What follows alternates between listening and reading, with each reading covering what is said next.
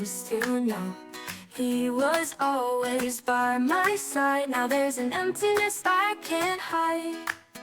We laughed, we played, we shared our days, but now it feels like he's far away. I don't know how to let it be.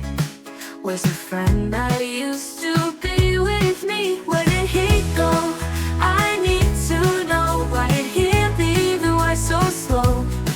I've got so many questions in my heart, but I don't know where to start. Oh no, where did he go? Hi, my name is Maria. Welcome to Bookwrights House podcast, where powerful stories find their voice and storytellers take center stage. Today, we're honored to welcome once again an inspiring guest, A.K.E. Thomson, a seasoned author, ministry leader, and a guiding light for families navigating the tender topics of grief and faith. And today, we're going to talk about her book, Oh No, Where Did He Go? Hi, Kay. How have you been? Hi, Marie. I've been fairly well. That's good to know. All right. Yes. Oh Yes. no, where did he go? What is this all about? Well, it's a true story that happened when my husband passed away 18 years ago this month, or in August. We're almost there. Mm-hmm. And Oh No, Where Did He Go was a story that my nephew told at the graveside. My husband and I had 6 grandchildren and 4 boys and 2 girls. My husband used to call the girls the bookends. So if you forgot who was oldest, then you put them in order that way. But when he passed away, they weren't sure where he went, what happened to him. There was one of the boys, his name was actually Jensen Thomas Donnelly. And so in the book, I have named him JT because although all 6 of them were there and all 6 of them talked about their grandpa, JT was the one that was probably the closest out of all of them because he would try to figure out what grandpa was doing when he was working on cars or fishing or whatever. And I have a number of pictures of the 2 of them walking down a trail somewhere and holding hands as they went. So I thought, what do young kids, know about death? How do they handle it? And that's kind of where this book came from. Because my nephew at the graveside talked about the hermit crab because 3 of the kids had hermit crabs. And so to relate to them, he did a marvelous job in explaining how a hermit crab can get too big for his shell. And he goes away and he tries to find a bigger, better shell to live in. And so that's how he related that to Grandpa. Grandpa had a sick, tired, older body, and God took him and put him in a brand new body. Or I was supposed to ask you that because Henry, the hermit crab, plays such a unique role in the story. So I was supposed to ask you, why did you choose him as the central figure to represent Grandpa's life and passing? And what does he symbolize to you? But anyway, JT asks tender questions. And where did Grandpa go? What is he doing now? Will I see him again? How did you find a way to answer those real and emotional questions with both honesty and biblical truth? Well, if I can tell you how that came about, I don't want to answer something you haven't asked yet, but I'll just tell you the story. When Grandpa had a truck, always had a truck, and usually I did not drive the truck. But Jensen went back to school. The 3 that lived in Illinois went back to their state and their home there. And Jensen and his brother and sister stayed in California, went back to their schools. And he was kind of trying to grapple with what happened to Grandpa. When it's all said and done, what comes next? And I had a young family that lived next door to us in Cupertino, California, and they had a son that was in high school, and they had just moved to our neighborhood maybe a month before. And their oldest son was riding his bike to school, and he got hit by a truck and passed away. Oh. And the younger brother didn't know what to do with that because his mom was always so sad. He would come to my door and he would just stand there with his head down. I'd say, Gavin, do you want to come in? And he would nod yes. And then he'd come in and sit down and say not a word. Oh. And there's a little more to that story I'll tell you later, but that made me realize that he didn't know where to go when things were sad. When mom and dad were sad at home, where did he go? There was nobody else there. His brother was dead and his grandparents lived elsewhere. And so that made me think, about my own kids, my own grandchildren, and how would they react and how do they know how to handle all those emotions that come crawling out. And Gavin never cried. Mm-hmm. I don't know that Jensen had tears, but I don't know that he ever sobbed and cried. I did not see that, but that is part of it. You go to bed at night and then your head and your mind goes wandering, and it all comes back to them and they don't know what to do with it. And so they can be happy, they can be sad. How does that work together? And so Jensen wanted to go back to the cemetery after a few days. Well, pardon me, that's my phone. I forgot about that one. Mm-hmm.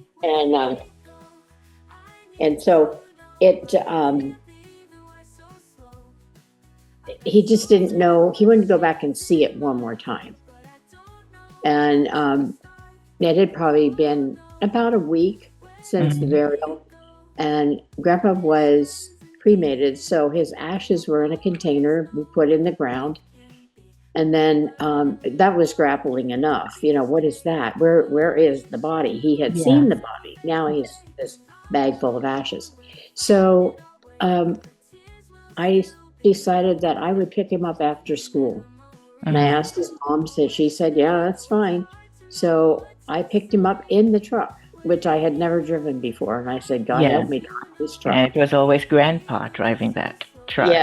Yes. And he was so excited when I pulled up in this pickup line in the gray truck. And then I got out and helped him get in. And he said, oh, are you driving? I said, yeah, I'm driving. Let's see if we can do this.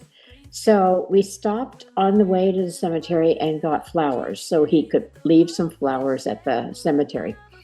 And so I let him pick out what he wanted, and he picked all the bright colors, yellows, purples, reds. Grandpa's favorite color was yellow. Was red, sorry, was red. My favorite color is yellow, but he picked the bright colors so Grandpa would see them. And we got to the cemetery and parked the car and walked over to where the gravesite was. And he said, oh, Grandma, where is he? Because the cemetery had already covered the hole in the ground. And I said, well, this is where we put him. He's under the sod. And he said, but how's he going to get out? He can't get out there. So we sat along the side of the headstone, which had just come a few days before. And we sat down there and I explained to him about how your soul leaves your body. If you've accepted Jesus Christ as your Savior, it goes to live with Jesus in heaven. But your body, sick and old and not working well, your body stays in the ground. And we talked all about salvation and all about reality of where Grandpa was, but will I ever find him? If he's in heaven, how am I ever going to find him? I said, you will. But, what they see is reality right in front of them. And when Jensen, I believe he was 7 at the time, and he was not the youngest, but I believe he was 7, and he actually had accepted Christ as his Savior when he was in Sunday school a year before. But to put that in perspective of what he saw and what he can't figure out is challenging. It's challenging for anybody, especially someone young. And so we talked for a long time that he did not have to find Grandpa. Grandpa would find him. Well, I think with over 40 years in Christian ministry, your faith undoubtedly shaped this story. And your spiritual background guided on how you presented life after death to the young ones, and now in a book for the young readers. Yeah. So, but what moved you to turn that heartful moment into a book for children and families everywhere? I think because I saw what happened with my neighbor's son, Oh and yes. the one passed away and the one that was left. Mm-hmm. Uh, that made me think about it, and thinking, um, there has to be a way to explain it to be able to reach children, and teachers and students interact on a lot of different levels daily, and then in the off season or the vacations, there's a lot of different things happening, and children just needs to know it's okay if they don't understand, and it's okay to ask questions, and it's okay to be sad or happy or laughing instead of full of tears. They kind of Right. overrun each other, and they just need to know how to separate them, and that it's okay. Right. Well, it's interesting that all the children in the story are your real grandchildren. Like, Yes, how did they respond to seeing themselves in the book, and how did the process help them in grieving? they probably thought their grandmother was silly, but since then, Jensen has been in the Navy, and he just got out a few months back. He'd been in for 4 years, and he's gotten married. I think all of them are married now except Keegan, and Keegan is getting married at the end of September. Wow. Um, and he, so that closes that door. But hopefully, what they learned through the death of their grandfather, and the stories and the comments that we talked about later and have through the years, have really made an impact on them. And my prayer is that they will raise their children, should they have children, or adopt children, be able to help them um, find out and learn who Jesus is, so they can be a family in heaven. Right. Well, your granddaughter, Macy Kay, Hmm. illustrated the book. Yes, So, she what did. was it like to collaborate across generations on such a meaningful project? I thought it was great. I think Macy was having a great time drawing this. She's a very good artist. Um, However, I asked her if she could redo it to scale down to a 5 by 7. And she Mm-hmm. said, "Mama, I have a new job as a paramedic, and I'm getting married. I haven't got time for anything." How So old I'll go, was she when she did the book, the illustration? let me think. She was probably 16, 17. Mm-hmm. So The not visual, too. yes, the visuals beautifully capture the emotion and hope of the story. But Yeah. how did you and Macy ensure that the art conveyed both the sadness of grief and the joy of God's promises? I wrote the words and I gave them to her, and she did the illustrations. And On her she, own. yeah, on her own. And then she showed them to me. And they were so great that I couldn't ask for anybody to do any better or her to change anything. Um, she had captured the faces of each of her cousins, and Oh, she is the one with the pigtails, the stand up oh, pigtail. that is And so interesting. yeah, and I think she's sitting on her grandpa's shoulders in one of the pictures. But she just knew, she's very good at illustrating what she sees, and I couldn't be prouder of her. Well, as a grief recovery facilitator and women's ministry director, how do you use this book in your ministry today, or do you even use it, especially for families navigating loss? Yeah, I do. I use them and I sell them for half price. Sometimes I give them away.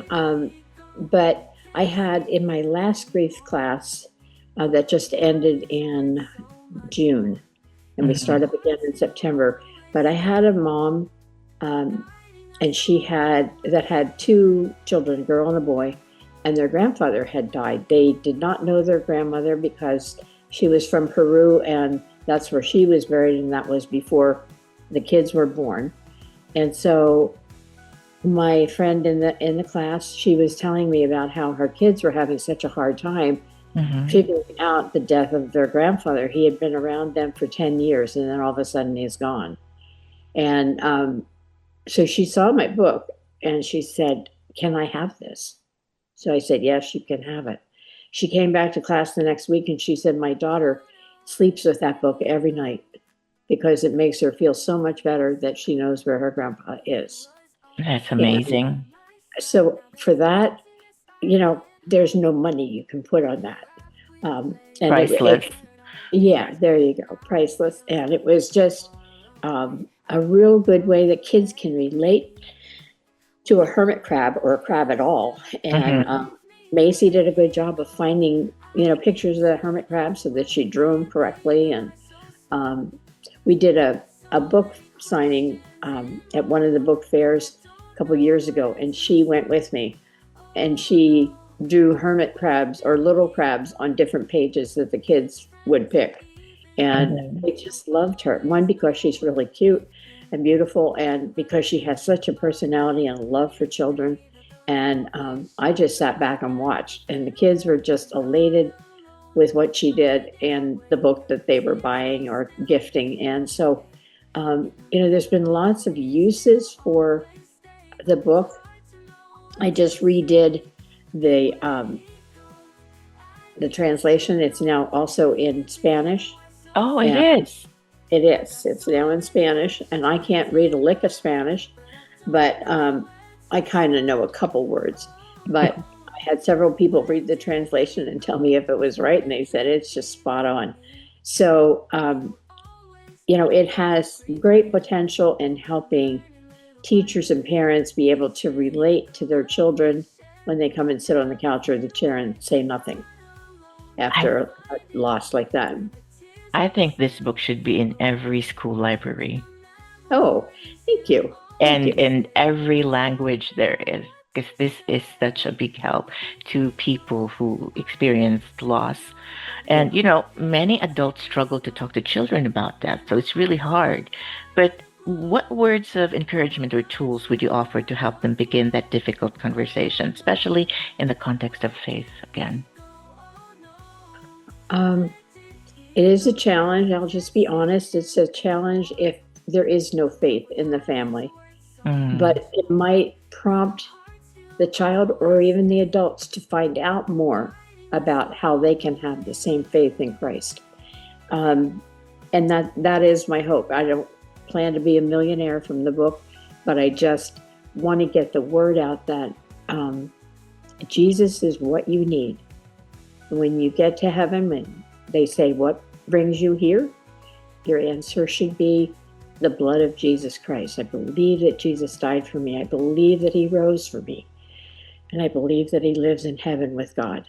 And so as long as we can get that faith connection in there, it's a great way. They can just, if they have the book, they can bring it out and kind of go through the pictures and the wording. And I think you just have to say to your child, "I know this is not easy and we can't fix it. But my last wording is always, but we need to trust the God who never makes a mistake." Now, if there is no faith in God, then it might just prompt their interest, and which would be great, like I said. And I know in my faith and in my heart that God never makes a mistake. It may not be what I want, but it's not a mistake. And so in my grief class, we talk about that a lot because there's so many different avenues to a loss like that and different ways you could go. And a child doesn't know where to go, so they either get in trouble at school or they kind of act out at recess or whatever it is, so that that's not necessarily going to be their lifelong way of behaving, but it is most likely their reaction to a death in the family or a good friend. A lot of people are having all these shootings at school and everything, and I can't answer that except I still have to go back and say, my God never makes a mistake. Mistakes. Just one question, a little curious. Mhm. Are you still in contact with that boy, the neighbor, who would go to your house and stand up in your door? No, I am not, and I feel bad. I don't know how to find them. They moved. I moved to Roseville from Cupertino, Mm-hmm. and they were worried that I would be okay up here by myself. And so they drove up here one day, but just the parents. Gavin didn't come with them. Oh, his name is And Gavin. And how yeah, old is he now? oh goodness, he would be out of high school, I think, because my husband's been gone 18 years, and he was not alive when they moved in, so he Mm-hmm. didn't know them. I would think Gavin is probably 16, 17, maybe. Mm-hmm. I know the parents separated because they couldn't grapple with um, The the loss? death of their son. Yeah, Mhm. yeah. As hard as it was. And so I don't know for sure what has happened to Gavin. I asked one of the neighbors that still lives down there, and she said she did not know. They sold the house, they divorced and sold the house, and she hasn't seen any of them since. Well, maybe he's an adult now, but I hope one Yeah, day this book finds him and he'll be able to remember what he went through and what kind of help you have given him. yeah, yeah. That would be a good prayer. Yeah. Well, if every reader of your book, child or adult, could take away one lasting message from Oh No, Where Did He Go? What would you want that message be? There is hope. Mm-hmm. There is light on the other side of the dark grief tunnel. Um, and you just need to follow the path until you find it. Okay. And Thank you so much. Every time I talk to you, and oh, okay, because you mentioned that you're gonna have a Spanish version of Oh No, Where Did He yes, Go? I'd like to talk to you about it, but that's gonna be on another podcast, another time. Okay. another You'll ask time. me to read it in Spanish. I will try to, well, check on my Spanish, and I can maybe say hola in the beginning. Yeah. 'Cause that's all I know as well. But Kay, thank you so much. Great book. And as I said a while back, this should be in every library, in every school library. Every family needs this, and all the children that experienced loss should read this. And of course, with the illustrations from your granddaughter, I think this is such a great book. Thank you, Kay, and thank You're you for welcome. giving time. That brings us to a close for another heartfelt chapter right here in Author's Den, a Bookwrights House podcast. And by the way, if you want to get a copy of Oh No, Where Did He Go? You can get it through kthomsonbooks.com, Barnes & Noble, Amazon, and Apple Books. If today's episode touched you, don't forget to subscribe, leave a review, and share this with someone who may need a little light on their path. This has been Marie. Until next time, keep reading, keep writing, and keep listening. Oh no, where did he go? Oh no, where did he go? Though we can't see him anymore, the love we have is worth so